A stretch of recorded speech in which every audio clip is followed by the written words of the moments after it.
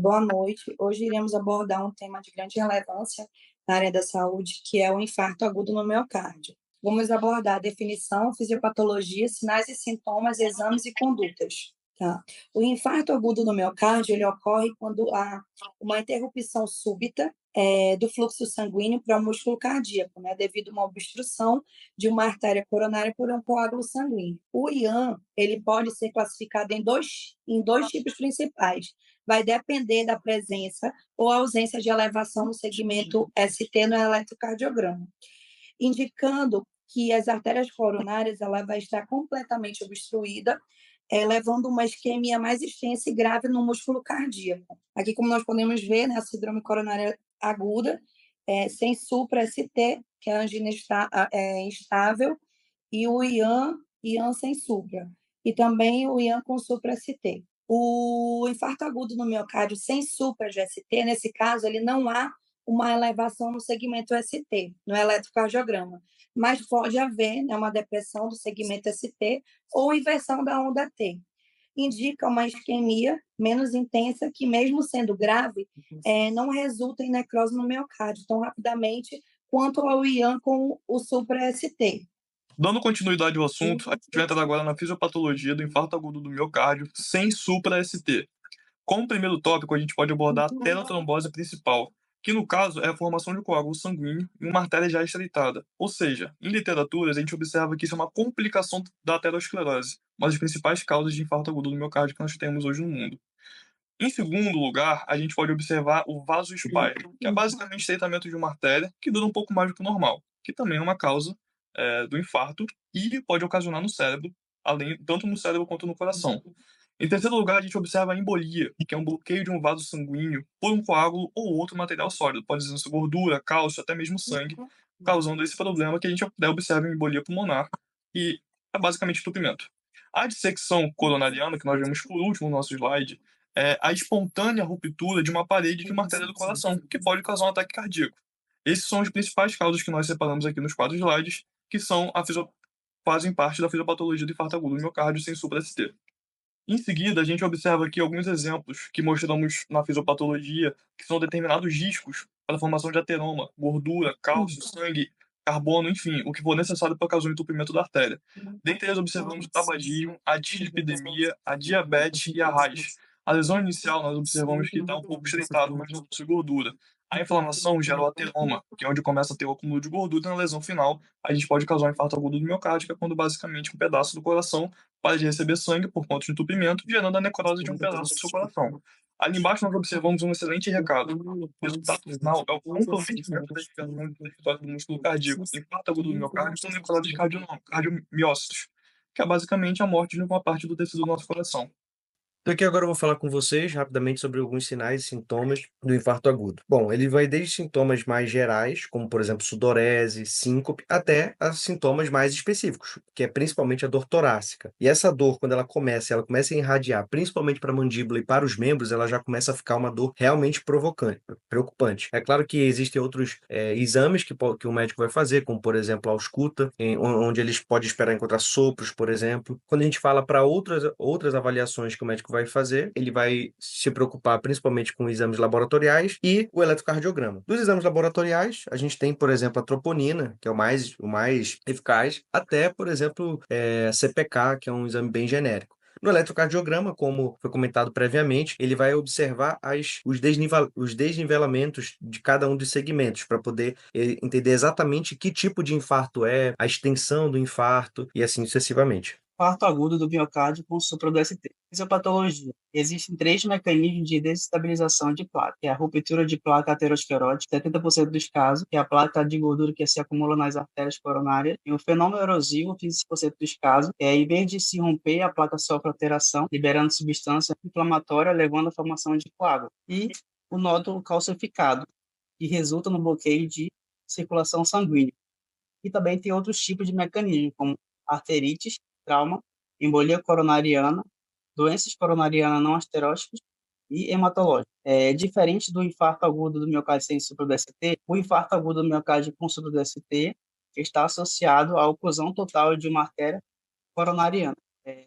No ateroma, a quebra de colágeno e elastina, que faz a tensão de cisalhamento e aumento da vulnerabilidade da placa, ocasionando a lesão final. Em seguida, vai ocorrer a ruptura de placa, que vai ocorrer o infarto agudo do miocárdio.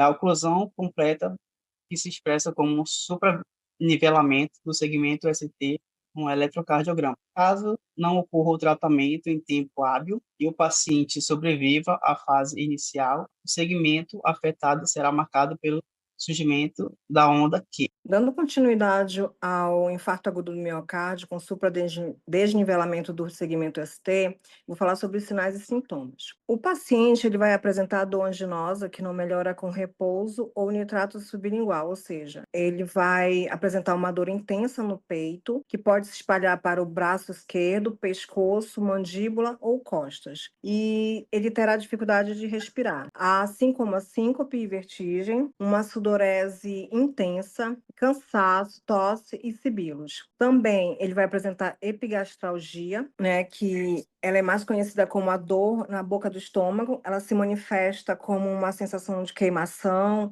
desconforto ou dor na região superior do abdômen, além de náuseas e vômitos. A distensão venosa jugular, que é uma saliência, aquela saliência visível, protuberante no pescoço, que é um sinal que o sangue está fluindo, que não está fluindo corretamente, além de um sinal de Kussmaul. O sinal de Kussmaul, ele vai ter um aumento da pressão venosa jugular durante a inspiração e o abafamento de bolhas, esternoses pulmonares e aparecimento de B3 ou B4. Ao contrário dos episódios anginosos usuais, a maioria dos infartos ocorre em repouso e ocorre mais frequentemente no início da manhã. Bom, para diagnosticar o infarto agudo do miocárdio com supradesnivelamento no segmento ST, é feito com base na combinação de história clínica, sintomas, exame físico e principalmente pelo ecocardiograma, que é o principal exame para o diagnóstico. Assim como no infarto sem supra, os marcadores de necrose cardíaca também são usados, como a troponina, a CKMB, a mioglobina, a ASH e a DHL. Porém, não devemos esperar o seu resultado para iniciar o tratamento. A presença de supra de ST implica a necessidade imediata de terapia, de reperfusão, seja ela farmacológica ou mecânica. Coletar na admissão e repetir pelo menos uma vez, 6 a 9 horas após. Repetir em 9 a 12 horas a suspeita clínica forte, né? Se for forte, intervalo pode ser de 3 a 6 horas com uso de troponina ultrassensível. Também podemos estar solicitando angiografia de coronárias, o cateterismo, que vai permitir visualizar as artérias coronárias e identificar a oclusão. Os achados típicos serão a oclusão total ou subtotal de uma artéria coronária e a presença de trombo intracoronariano. Vou falar sobre os critérios eletrocardiográficos do infarto agudo com supra de ST. O supra de ST é definido pela elevação do segmento ST no ponto J em pelo menos 2 derivações contíguas. Em todas as derivações, exceto o V2 e o V3, essa elevação deve ser de pelo menos 1 mV. Já no V2 e V3, valores variam conforme o sexo e a idade, sendo maior do que 2 mV em homens acima de 40 anos e maior do que 2,5 mV em homens mais jovens, e maior do que 1,5 mV em mulheres. O infarto com supra evolui em 4 fases distintas no eletrocardiograma. Primeiro, temos a fase hiperaguda, que ocorre segundos ou minutos após a oclusão da artéria coronária. Nessa fase, observamos ondas T pontiagudas e positivas, podendo haver um discreto supra de ST. Na fase aguda, que ocorre nas primeiras horas, o supra de ST torna mais evidente com convexidade para cima, além do surgimento de ondas Q patológicas e redução progressiva da onda R, também podendo haver a inversão da onda T. Seguindo a evolução do infarto, entramos na fase subaguda, que ocorre após 12 horas. Aqui o supra de ST adquire uma concurvidade para baixo, as ondas T se tornam inversas e aparecem ondas Q profundas, formando complexos QS. Por fim, a fase crônica ou cicatrical, que ocorre após semanas da oclusão. O segmento ST se normaliza, mas as ondas Q patológicas permanecem. As ondas T podem voltar ao normal ou permanecem invertidas, dependendo do caso. Então, agora você acabou de receber no seu plantão um paciente com suspeita de infarto agudo do miocárdio. Como você vai agir? Primeiramente, você vai levar esse paciente para uma sala de emergência, onde você vai precisar pelo menos mais 2 pessoas na sua equipe para fazer uma monitorização cardíaca dos sinais vitais e da oximetria de pulso. Vai pedir um acesso calibroso e um ECG de 12 derivações nos primeiros 10 minutos.